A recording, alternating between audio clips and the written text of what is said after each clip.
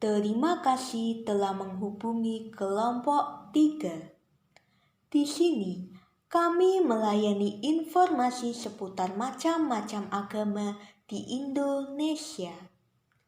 Melalui informasi ini, kami berharap kalian dapat lebih mengembangkan iman percaya kepada Tuhan.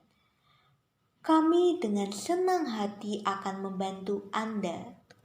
Untuk mendapatkan informasi dalam bentuk lagu, tekan 1.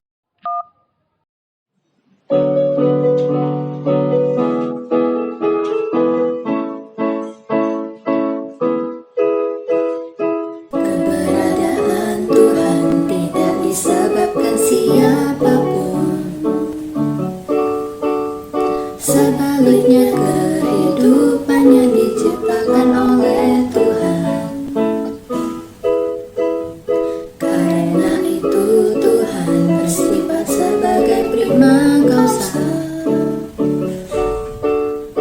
penyebab utama dari segala sesuatu. Asal teologi dari Yunani, dari kata theos dan logia. Theos berarti Tuhan dan logia itu berarti ilmu. Oleh karena itu teologi adalah ilmu mengenai Tuhan. Jauh di mata namun dekat di hati. Sila pertama Pancasila akui 6 agama: Islam, Kristen, Katolik, Hindu, Buddha, dan juga Konghucu. Negara memberikan kebebasan untuk beragama. Itulah makna ketuhanan yang Maha Esa. Di dalam Islam ada aturan, Allah tidak boleh digambarkan. Umat Kristen dan Katolik percaya kepada Trinity.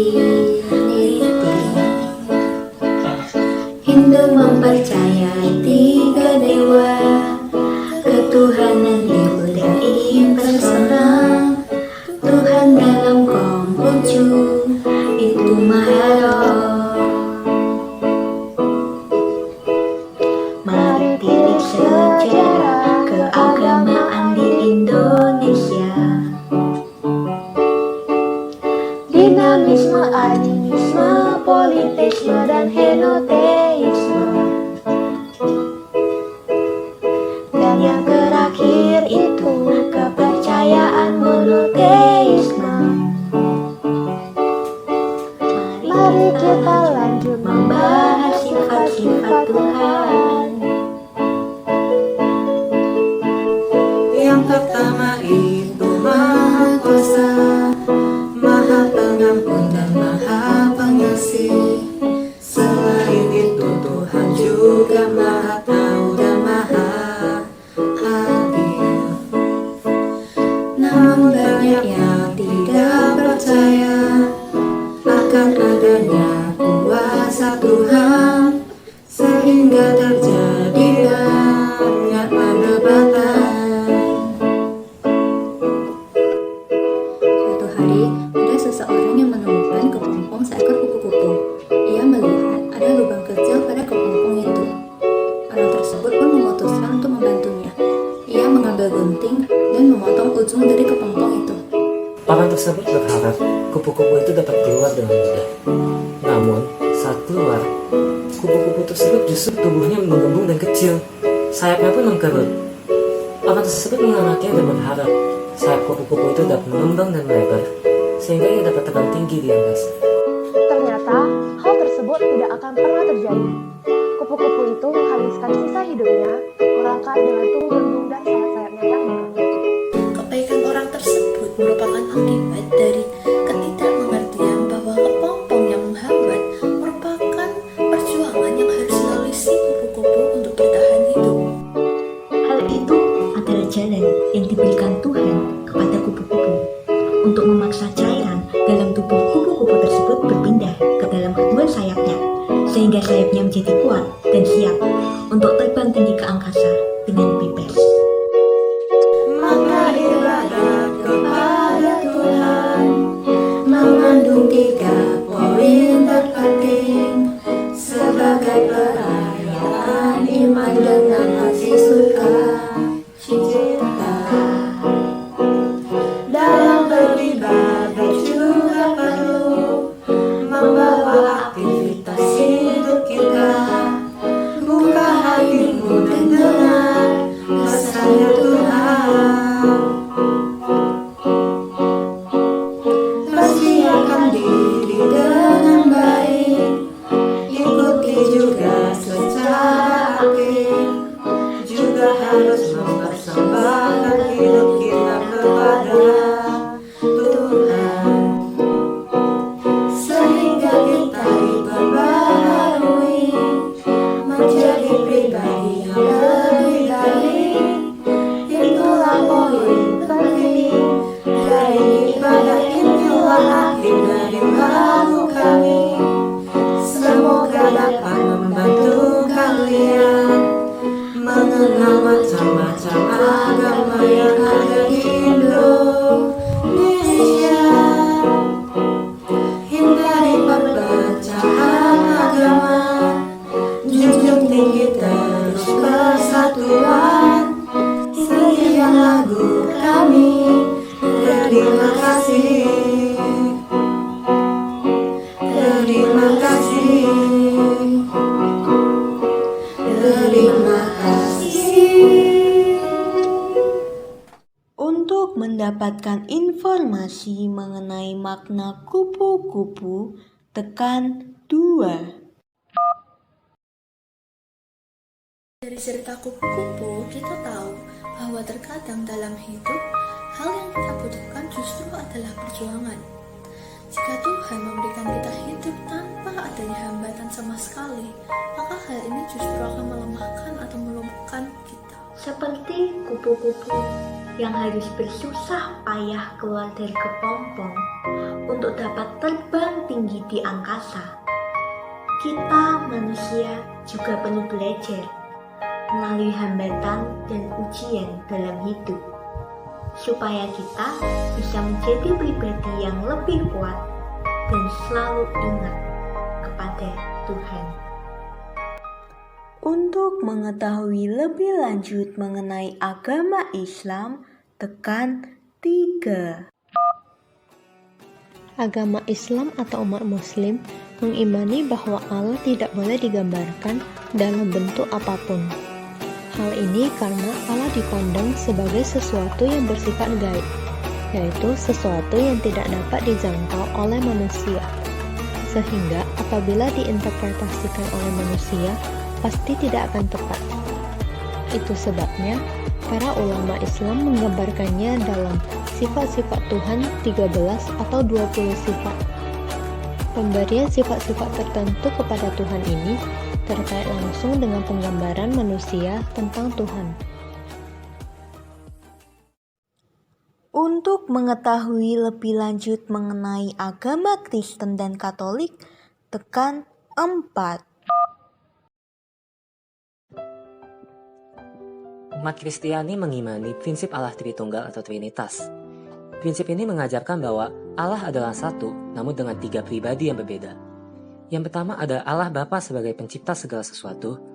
Lalu yang kedua Allah Anak atau Yesus Kristus yang 100% manusia dan 100% Allah sebagai penebus dosa manusia. Dan yang ketiga ada Allah Roh Kudus yang tinggal dalam setiap orang beriman sebagai pembimbing dan penghibur. Ajaran dogmatis ini memperlihatkan dengan jelas kesulitan menangkap segala sesuatu secara detail tentang Tuhan dan kuasanya. Begitu pula tentang gambar Yesus yang dimaksudkan sebagai upaya menghadirkan sosok Tuhan untuk menambah konsentrasi, kesungguhan, dan kekusyukan dalam beribadah. Untuk mengetahui lebih lanjut mengenai agama Hindu, tekan 5. Dalam agama Hindu, seringkali terdengar mengenai perbedaan 3 dewa atau yang disebut dengan Trimurti. 3 dewa tersebut antara lain adalah Dewa Brahma atau Dewa Pencipta, Dewa Wisnu atau Dewa Pemelihara, dan Dewa Siwa atau Dewa Perusak.